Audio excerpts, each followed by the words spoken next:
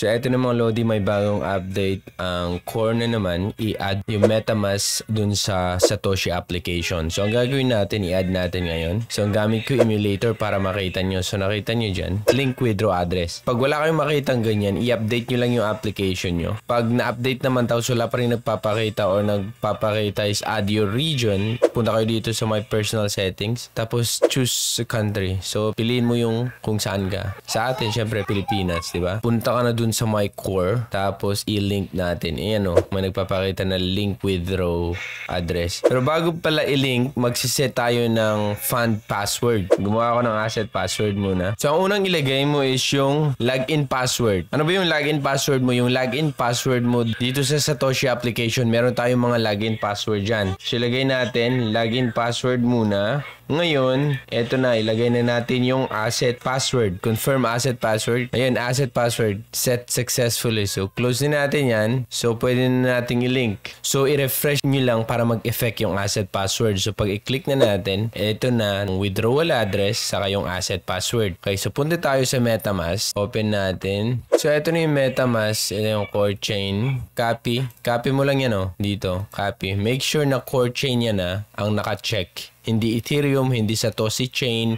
Testnet, Core Blockchain. Ayan o, Core Blockchain. Copy mo yung address, tapos punta ka dun sa Satoshi application, paste mo yung address, and then ilagay mo yung asset password na create mo. Asset password, ayan. And click natin. Pero bago, basahin nga muna natin to. MetaMask lang ang dapat nyong gamitin dito. Isang decentralized na wallet. Hindi pwedeng wallet sa exchange, sabi niya dito. Yung deposit address or hindi pwedeng deposit address sa mga exchanges. Ang pwede lang dito is decentralized smart contract. Ngayon, pag-usapan natin yung sinasabi nila dito muna bago natin i-click, okay? So, ngayon, merong importante binanggit nila dito. So, merong silang time na ibinigay dito, mga Lodi, na dapat nating ma-link yung MetaMask wallet address natin. Kasi nga, pwedeng ang mangyari, pag hindi mo na i-link yung address before the processing time na ibinigay nila, the in-app rewards will be unavailable going forward. Sabi dito, warning, system will only send data to core DAO twice. Yung information mo na nilink mo is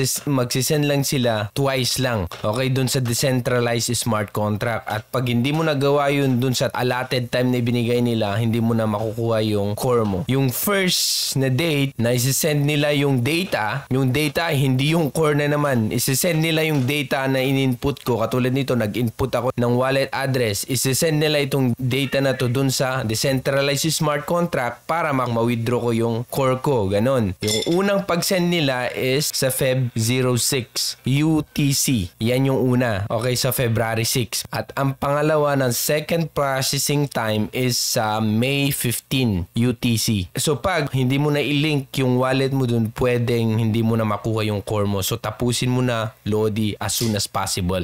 May tutorial ako, mga Lodi, kung paano i-connect ang core network dun sa MetaMask. Ilagay ko lang andito. At ngayon, pag na-connect mo na, sundan mo itong process na to para ma-connect mo yung MetaMask wallet mo dito sa Satoshi application. Okay? Dapat na-link mo na talaga before May 15. So, i-click na natin. So, after na-link na natin lahat-lahat, bibigyan ulit tayo ng instruction kung paano natin maki-claim. Okay? Kasi sabi dito, smart contract is deployed. Users can claim core from smart contract. So, detailed guide and tutorial on the process will follow. So, tandaan nyo yun, okay? So, ngayon, kinukuha nila yung data natin, katulad nito, sinisend dun sa decentralized smart contract. Twice lang nila gagawin yun.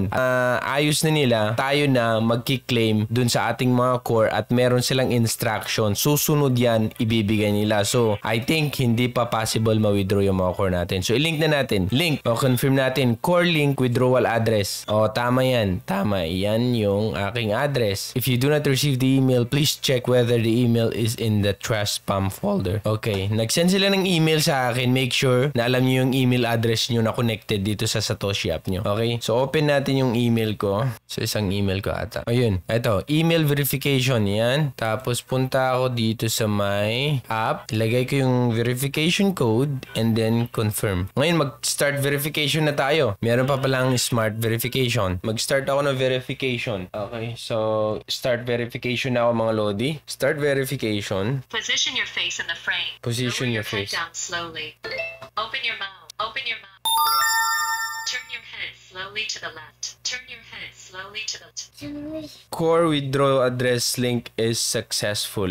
Ano, successful na daw. Okay? Kahit ulitin mo siya, di na siya pumupunta dun sa face verification process. Basta sinasabi niya, successful na nakalink. Kahit ganito nakalagay, pero nakalink na yan. Kahit ulitin mo yung process, hindi ka na pupunta dun sa face verification kasi tapos na eh. So, ang mangyayari siguro dito, kasi ang nagpapakita, wala na to. Parang nakalink na siya kahit i-refresh natin. Ayan, ganyan na yung nagpapakita dun sa phone ko mismo. Ibig sabihin, pag i-click ko yan, hindi na ako napupunta sa face verification. Ibig sabihin, nakalink na daw yung address ko successfully. So, okay na yan mga Lodi. Magbabago lang siguro yan pag na-verify na yung data ko dun sa decentralized smart contract. Kasi twice sila magsasend, diba? Sa February 6 at saka sa May 15. Pag na-verify yung address ko na yon, ibig sabihin, pwede na ma-withdraw ko yung core ko papunta sa MetaMask wallet ko. Okay? So, step by step tayo. Baka may yung nagtatanong naka-withdraw. Hindi lahat. Di pa pwedeng ma-withdraw mga Lodi. Ito ay step by step process kung paano pa gagawin. Okay?